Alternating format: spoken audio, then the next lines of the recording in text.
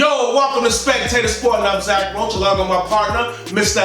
Adi Wally. Today we got a special show today. We talking about the White Sox, the Chicago White Sox. And to talk about the White Sox, we got our main man, our main guest on the show, Mr. Byron, aka the Byron, is in the building to help us out with this. Make sure you go to spectatorsporting.com. You can check out the show's articles on there. Go to YouTube and hit subscribe. Also, we are on Spotify.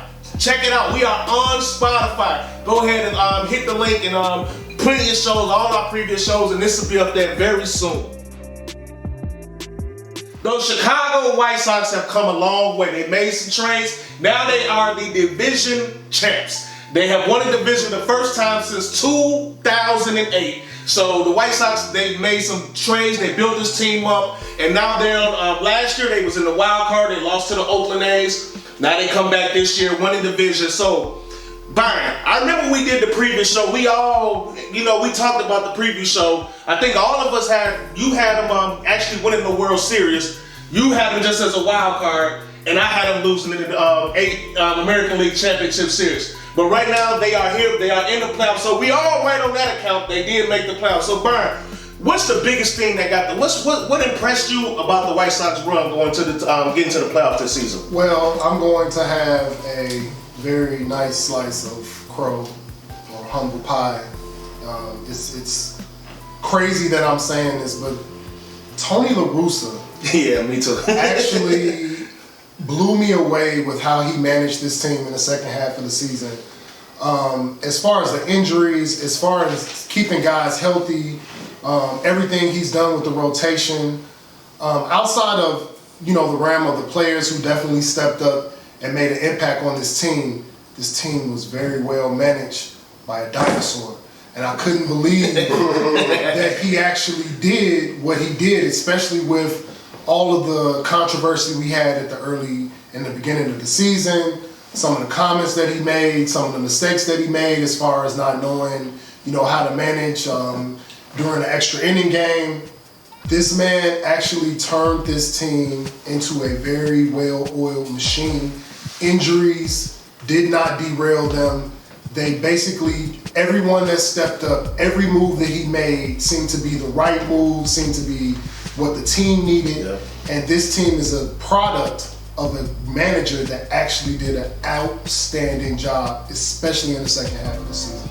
Absolutely. Tony La Russa, I was with you. I was very skeptical about Tony La Russa. I'm like, wow, he managing? He retired a long time ago, but he's definitely been a big help. Adi, what's your thoughts on the White Sox getting to and clinching the division in the process of everything? Well, I gotta give props to Rick Hahn. I mean, a lot of injuries happen, and you got guys like Andrew Vaughn. He stepped up, playing right field, playing first base, designated hitter. He looked like a vet out there, but he's a rookie. And also Gavin Sheets, he came out of nowhere with some power, knocking the ball out the park, playing a little right field, a little first base and stuff. So, Billy Hamilton, Brian Goodwin, just the guys that, not the stars, but just guys make some great defensive plays, timely hits. Yeah. A lot of depth, deep team, very deep team here. But this team is definitely built because at the beginning of the season, you saw they had all those injuries. Like, I don't know how they're going to get over, but they just Tony La Russa got them going. So we noticed now they have clinched the division, so it's playoff time and it gets real. Byron, so look, and the White Sox have a lot of talented players, but what player are you specifically, or a couple players if you want to add? What players are you looking at to say, okay, now it's playoff time, we need them to be monsters in these playoff series? It's definitely a couple. I can't put this down to one player, but one of mine, I'll take it as maybe a pitcher and a position player, but the pitcher is definitely Lance Lynn. Lance Lynn was an absolute monster on this roster. Who would have thought that Lance Lynn would be one of the best pitchers on the team? We got him from Texas. This was a very friendly deal. And this guy is a horse, 26 games, 10-5 record, 2.47 ERA. He is not someone that you're just going to run up runs on. He is somebody that can definitely come in that 2 or 3 spot. He's the reason why I don't fear any team in the AL in a 5-game series, because wherever we put him, he's very solid. He's definitely going to calm down some very hot bats. And the position player, the last 2 weeks of this season, man, Luis Roberts is going He been going off, yeah. And if he takes this into the playoffs, this is why I just don't have any fear. We were talking before the show started, who are you afraid of in the AL?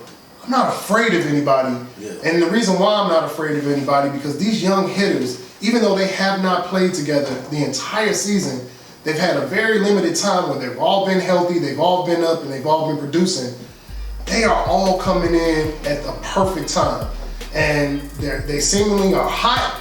Luis Roberts is hitting everything. And I think with these two players going and they're at full kill, who's going to stop us? Who's going to stop us? I don't really see anybody stopping us. So yeah, they do have a lot going on. So Adi, the White Sox have a lot of like Byron brought up the pitching and the position player. What are you looking for? What players are you looking at to be like, hey, we need you to step up. We need you to get this cracking. Okay, well, I'm looking at Eloy Jimenez. Okay. The man, he crushed a high pitch to left field in Cleveland for a home run, all right? And so now that clinched the division. Now the White Sox are trying to end the 4th longest active playoff series win drought in baseball, okay? So hopefully they can go ahead and knock that out.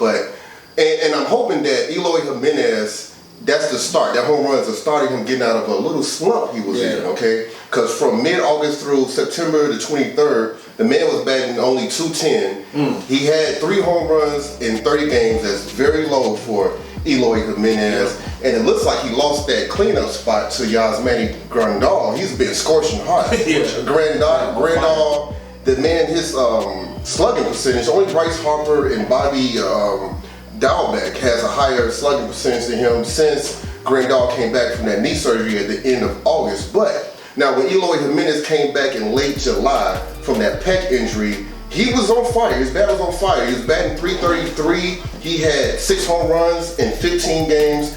I want him to get hot again going into the postseason. I'm really looking at Eloy to get that bat hot. Absolutely. Y'all brought up good players. I guess the player, if I throw somebody out there, is Tim Anderson, because in the playoffs, your leadoff hitter is so important. Yes. And we talked about off the show how Jose Abreu has been a monster, like how he's consistently every year after year. We need to make sure they get on base for them guys, those big guys when they come up. So I think Tim Anderson, who can cause havoc, make pitchers pitch, because the pitching gets better, but you want to make pitchers throw his meaning pitches. I think he is definitely going to be a keys. I talk about the resurgence of Dylan Cease. Well, you know what? Rick Renteria, not starting Dylan Cease in the playoffs last year in Oakland, lit a fire under his ass, okay? You got the new pitching coach, Ethan Katz. He's been crucial in getting my man Dylan Cease to work on attacking the strike zone with an arsenal of pitches, all right? The man got the curveball, the slider, the changeup, the four-seam fastball. Now, Dylan Cease had his worst game of the year on September 11 against the Boston Red Sox, but he bounced back. He had a strong game the very next game against the Texas Rangers. He had 10 strikeouts and 5 innings of shutout ball, all right? So now, Dylan Cease, he's the third best pitcher in Major League Baseball in strikeouts per 9 innings, but he's number 1 in baseball in pitches per inning, okay? So be happy if he give you more than 5 innings, all right? If he give you 6-7 innings, be happy with that, but he needs to lower his pitch count, but he's been effective. He's striking guys out left and right, so big time improvement. Talk about Dylan Cease, Byron. Dylan Cease is Adi, actually, if you go back and check out the preview show, Dylan Cease was one of Adi's picks as far as who's intricate in, us being good going forward and getting production out of that 4th starting spot. 212 strikeouts. I mean, it kind of speaks for itself. Dylan Cease is a very, very good strikeout pitcher, and I feel like this season has a lot to do with our change in our pitching coach, and also the fact that when we did get eliminated last year, he was not a dependable starter to put in that position. My only thing with Dylan Cease is the high pitch count. And when you're in the playoffs, you want a pitcher that can get you 5 solid innings. But with this bullpen that we have, if he gives us 4, we have an arsenal we can throw in Kopech, I don't know where they're going to put him as far as the rotation. But we have pitchers that can eat up 2 or 3 innings to where I don't really feel in the playoffs his high pitch count will be such a factor as far as him not being effective. But the man can strike you out. He's getting that strikeouts. His slider is, when his slider is on, I believe he's unhittable. He's locating his fastball like he's never done. And again, just one of those surprises on this roster that you really didn't see coming. You didn't really feel like you needed a lot of production from that slot. But now, when you're looking at a best of 5, Dylan Cease is definitely in the top 3. And he's passed up Dallas Keuchel. Yeah, I didn't see that coming. Definitely. He passed him up. Nobody did. Nobody. And like I said, best of 5. When we're looking at facing a team like Houston, Giolito, Lynn, and Cease, and that's who I'm looking at as the top 3. And we can fill in this. We got to see if Rodon is healthy. That's the thing. We got to see if he got to be healthy. They need him healthy, no question. But 4 or 5. I mean, it's a 5-game series. But as far as my, if I'm putting together my top 3 pitchers that I'm coming at Houston with, it's Giolito, Lynn, and Cease. It's not even a question. Like those are our 3 top pitchers. And of course, if we got a Carlos Rodon who's healthy, you got a problem. The all-star. An all-star. Right. If we decide that, we're tired of taking Kopech, because Kopech is a starting pitcher, ladies and gentlemen. He's not a bullpen pitcher. This is his first year after, sitting out a year and getting back healthy, but he is a starter. He wants to be a starter. He doesn't want to be a relief pitcher. And I'm looking at La Russa definitely closely in these last weeks, because he might throw in and say, now we're going to throw Kopech in that 4th slot. And I'm telling you, we'll make the earth sick with it, because we have so much pitching. A lot of teams aren't going to know how to come at us and how to attack the White Sox, because we got pitchers that attack you. We have strikeout pitchers. Yep. We have pitchers that can get you out. We have pitchers that can eat up innings. So it's a good place to be. Good place to be. Absolutely, White Sox definitely have good pitching, which they always have. Even in their bad years, they always have good pitching.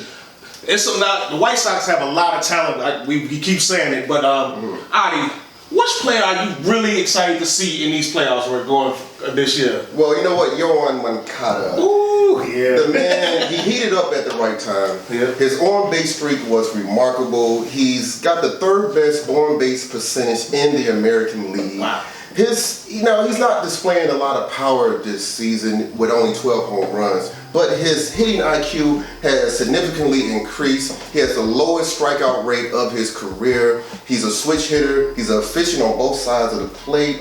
And his defense has always been on point, making remarkable plays out there. Now, he's playing like a man on a mission to redeem himself. He's hell-bent on redeeming himself from that playoff series in Oakland, where he only had 1 hit and 13 at-bats. I'm just excited to see this guy bounce back from that. Now, I'm expecting big things from him, big stats from him in the playoffs. Well, hopefully he can bring it. Y'all watching Spectator Sporting. Make sure you go to Spotify. We are on Spotify. I'm Zach Roach, along with my partner, Mr. Adi Wally. I got AKA the Byron with us as well.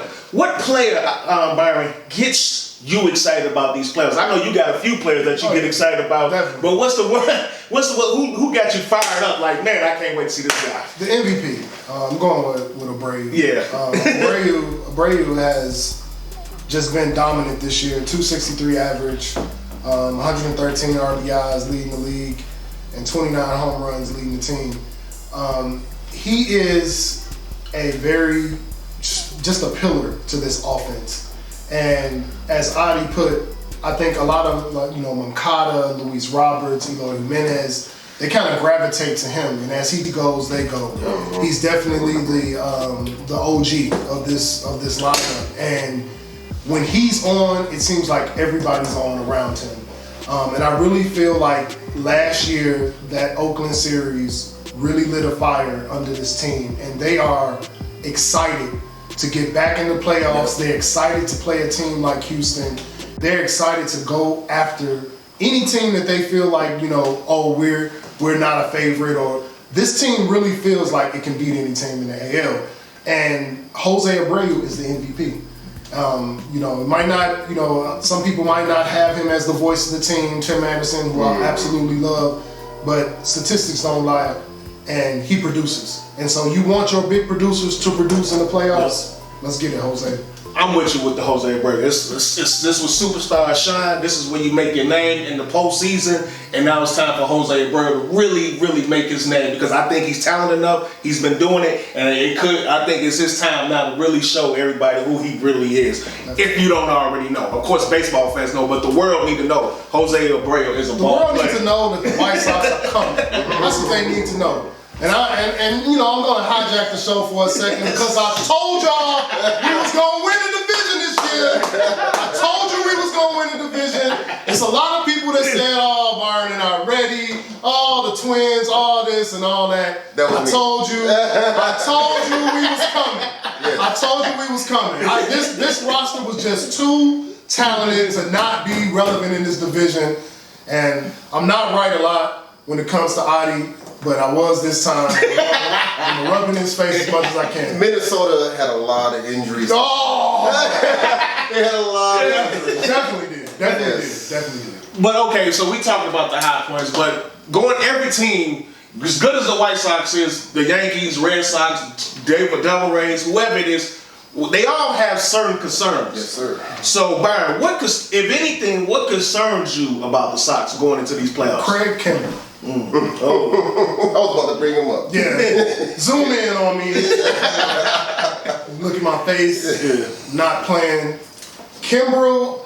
The thing with me and Kimbrel is it's how close that Kimbrel is to Hendricks.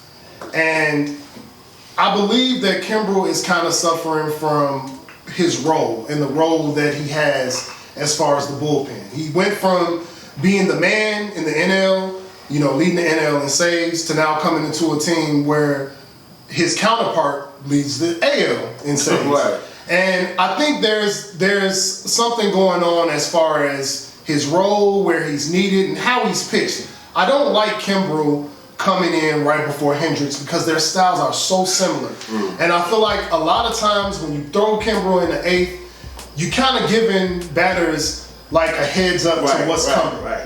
And I would love to see him come in earlier. I would love to see him, maybe if we have a sticky situation in the 6th to the 7th, to let him dominate those, and then allow other pitchers, more finesse pitchers, maybe Kopech, maybe Bummer, have pitchers with styles that are a little bit different, so that when you have our hammer, which is Liam Hendricks, come in, that's that basically fastball change-up pitcher, that we don't have batters that can get acclimated to it because they just saw, they can talk to their teammates and say, hey, he's not that far from Kimbrel. This is what he's doing, and we're sitting fastball, we're sitting change-up, and it's just, I really feel like he's suffering from that role. So right now, my anxiety is high. When Kimbrel comes in a game, when it's a close game, I'm watching the game kind of one-eyed, kind of waiting for what's going to happen, because you really don't know. His style is kind of either I'm going to dominate you or you're going to knock me out the park or knock me around the park.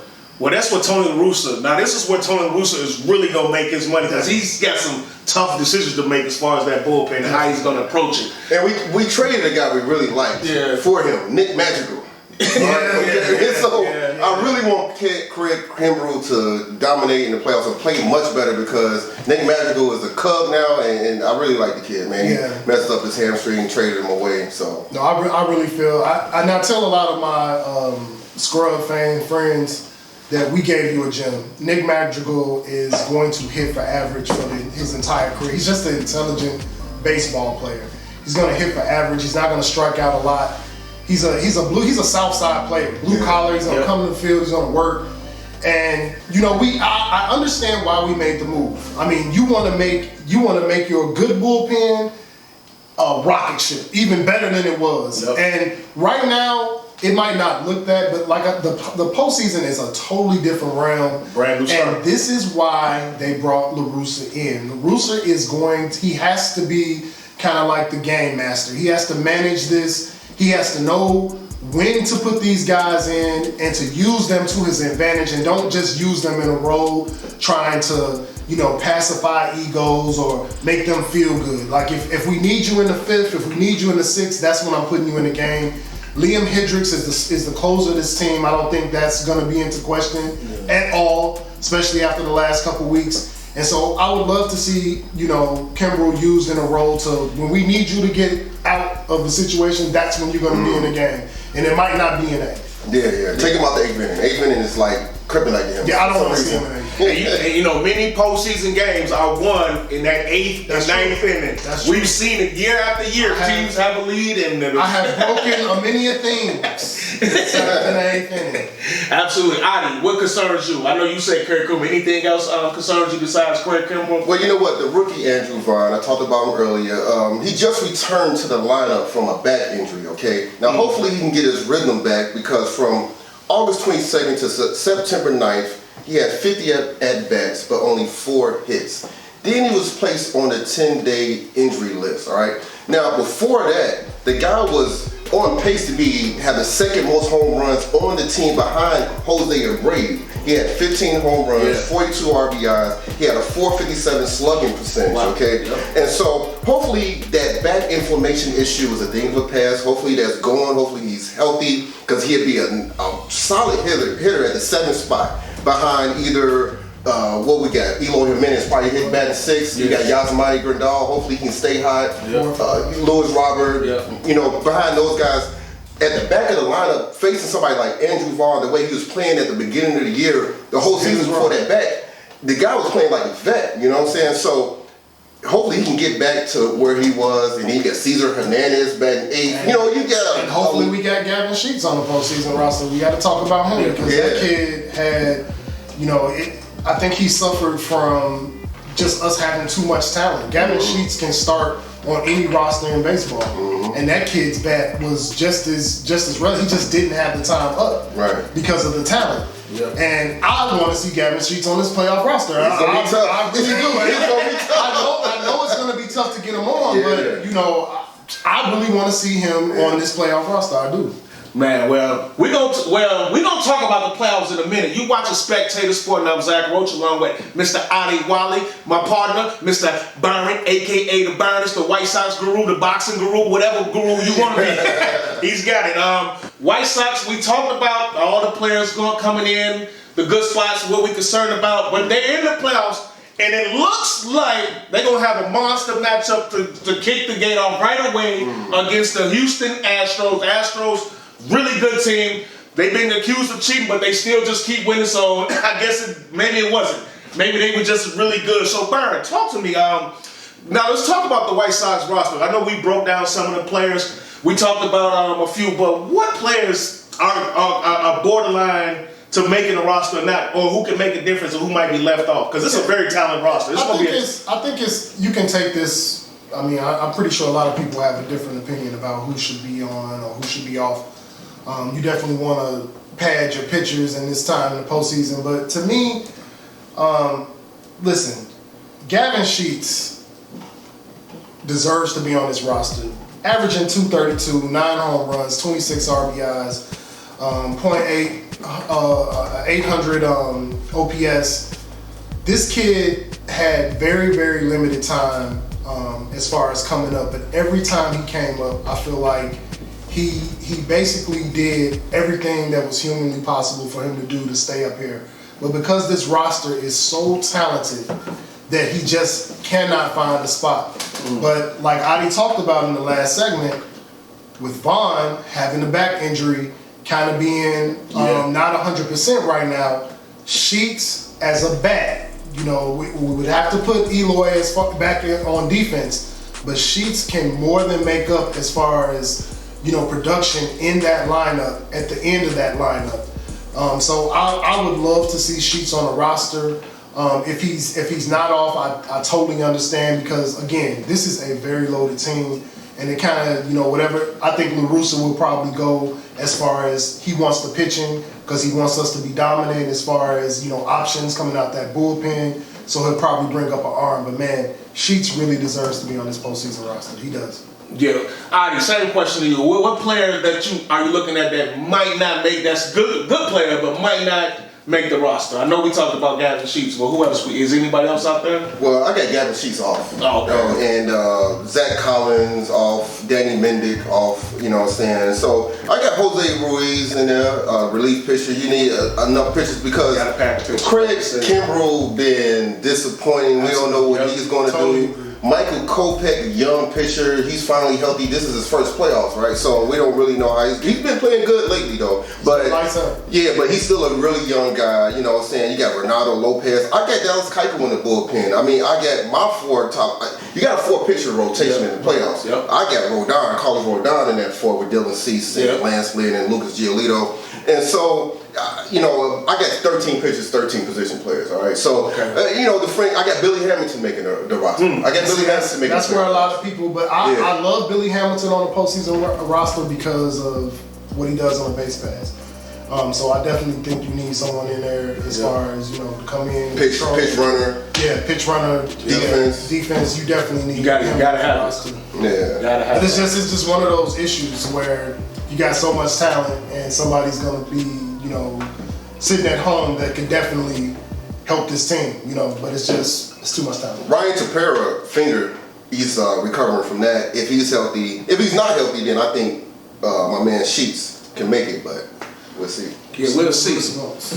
So we all had the White Sox in the playoffs. Byron, y'all don't love us like, you know, y'all don't love them like that. Byron had him in the World Series. Hey, it's not a bad prediction. Not a bad prediction. I had him as a wild card. Yeah. I had him as going to the American. I had him as a division winner going to the American League Championship and losing to the Yankees. But we're here now. That was a while ago. Now we're here. The playoffs are about to begin. The White Sox are in October as a division champ, not a wild card, but a division champ. So Ani, how far do you expect the White Sox to go in these playoffs? Well, it's all about the Houston Astros, all right? The Houston Astros have been hot enough in September to secure a home field advantage in the first round of the playoffs. Yep. Now, the White Sox have been having a bit of a problem on the road since mid-July. They have a 2-7-1 series record on the road. Now, that is before this series with Cleveland, the last road series of the season, okay? And the White Sox played 4 games in Houston this year, lost all 4. Now, when the Astros came to the south side for game 1, the White Sox lost that game. But finally, in game 2, the White Sox hit 4 home runs. Lucas Giolito, he had 8 strikeouts in a 3-hit complete game, okay? And then the very next game, Carlos Rodon, he had 10 strikeouts in 7 innings and allowed only 1 hit. And actually, Carlos Rodon has been dominating Houston this year. And in Houston, Carlos Rodon threw 8 strikeouts in 7 innings, okay, and only had 1 earned run in the entire game. And that's why I'm picking Houston, because Carlos Rodon is hurt. I don't know what's wrong with him. He missed a few starts in September, in August. He missed a few starts in August. I'm good. And last week against the Detroit Tigers in Detroit, he was hurt again. He only pitched 3 innings, and he had to leave the game. You know, Dylan Cease is going to be his first time starting the playoffs. Dallas Keuchel has really dropped off this year. We're really relying a lot on Lance Lynn and Giolito. We're going to have to probably start Lance Lynn on short rest, or Giolito, whichever one Tony Russo wants to start twice in that series. And so, you don't like Ronaldo Lopez? Ronaldo Lopez has been good out the bullpen and everything, but you know what? It's the experience. Houston Astros, it's their 5th straight season making the playoffs. They made it to the ALCS in 2 out of the last 4 seasons. They had experience over there. We're a young team. I feel like even if we do lose in this playoff series, we won a division. You know, we took a step. There's no satisfaction in that. I feel like we're a really young team. I feel like the Astros are a very experienced team, and they lost in the game 7 of the ALCS last year against the Tampa Bay Devil Rays, and I feel like they're going to beat the White Sox in the first round. So you got them as a first round out against the Astros. Yeah. Byron, help us out. Help the viewers out there. Give us some hope. You know, Adi just downed everybody up here. He was a spoiler alert. Hey. Help us out. How far they going? Adi is the same person that told us that the Minnesota Twins were in. Okay. I'm not gonna put a lot of stock in what he's saying. Let's go to the facts. Now, what he's saying about Carlos Rodon, there's definitely something wrong with Carlos Rodon. I really think that Carlos Rodon is either being affected from dead arm or some type of little nagging injury.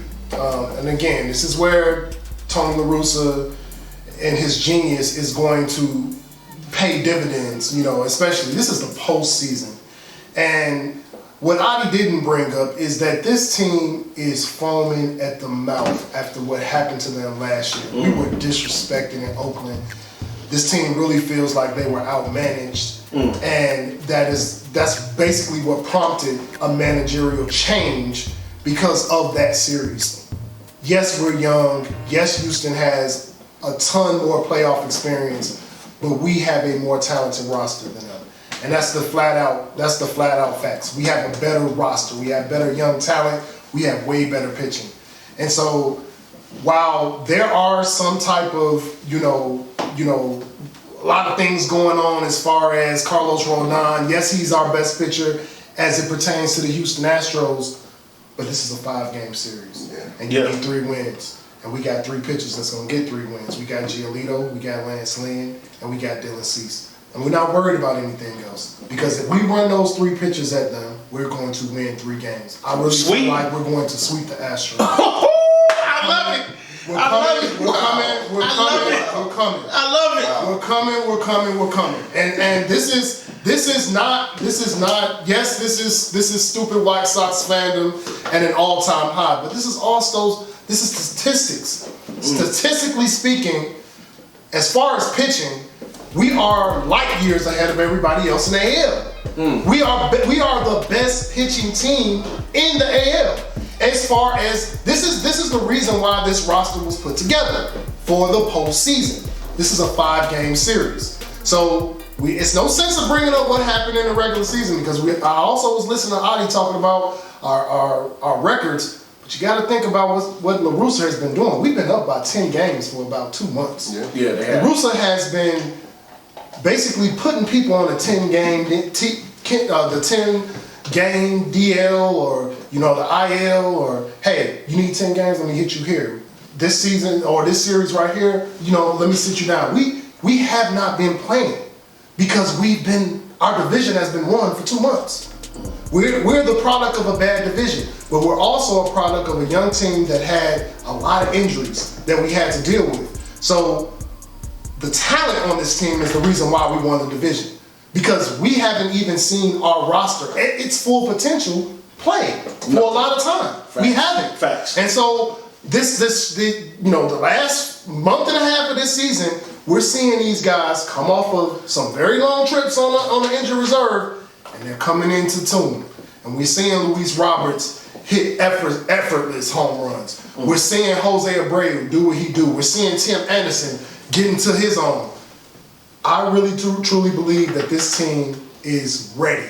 And they want to see Houston. They want to see the perennial favorite in the AL. Right. Because if we beat Houston, who gonna stop us? Ooh, I love it. Listen, both of y'all bring up good points. I got the White Sox for every reason Byron said, but I also got the White Sox because the managers. Tony La Russa is a real sharp guy in the playoffs, and Dusty Baker. Oh, Dusty! We've seen Dusty Baker. I'm a Cubs fan, and I've seen him in the playoffs before. I've seen some of this, so he makes me a little weary sometimes. So, but it's gonna be a 5. I think it's going to Game 5. I'm not going to sweep like, but I think it's going to Game 5. I think it's gonna be a great series. But I think the White Sox are going to pull it off. And plus, I want to stick with my prediction. I said American League Championship Series, so hey, 05 vibes, baby. 05 vibes. So you got him going to the. He got to win it all. You got him. This is what I said. Let's not. I didn't say they was gonna win it all. I said they was gonna make it to the World Series. Okay. I did say that. I said they were gonna make it to the World Series. And the reason why I said they were gonna make it to the World Series. Listen, this is an 05 vibe. If you look at the 05 White Sox, What did the 05 White Sox have that nobody else in the playoffs had? Pitcher.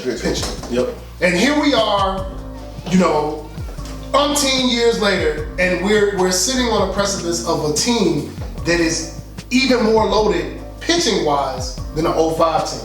And what it's going to take is the manager to put the pieces in a place where they need to be. And that's where I feel like Tony La Russa will work his magic. Like we're sitting here, we're giving you opinions of what he's going to do. We don't know what he's going to do. He might roll out and have Kopech as the fourth starter. He might put Kopech as the top three. Yep. And I really feel like Kopech is a monster. And I feel like he's something that we've seen him in a starting role. Because granted, he just started the other night. And I really feel like Tony La Russa is preparing him and pushing him to saying, hey, we do have an injury with Carlos Rodon. He isn't 100%. We might put him in a bullpen. And guess what? We're going to need you to do what you do. Kopech is a starting pitcher, ladies and gentlemen. And if he is in this role, I feel like these pitchers, if you put them in a position to win, they're going to produce. Yep. And I have no fear. I have no fear of those bats in Houston. I know what they did to us in the regular season, but guess what? The postseason not the regular season. And that's facts. It's a whole different game. It's a brand new start. Regular season means nothing. So he got the White Sox winning, beating the Astros. I have the White Sox beating the Astros. You the only one that you got the Astros. And he got a White Sox jersey. Get in the comment section. Hashtag Audi take the jersey off. Hey, you know what? Hey, I hope Byron's right. I just don't think our time is, right now. We're very young. In the future, we'll go ahead in 2022. You know what I mean? I can't knock that. Hey. We shall see. You've been watching Spectator Sporting. Remember, go to YouTube and go ahead and subscribe to the Spectator Sporting page. Also, you can watch this on Spotify as well and iTunes as well. I'm Zach Roach, along with my partner, Mr. Audi Wally. Want to send a special thanks to Byron, aka the Burners, for schooling us on the White Sox. In the meantime, in between time, we out. Let's go White Sox!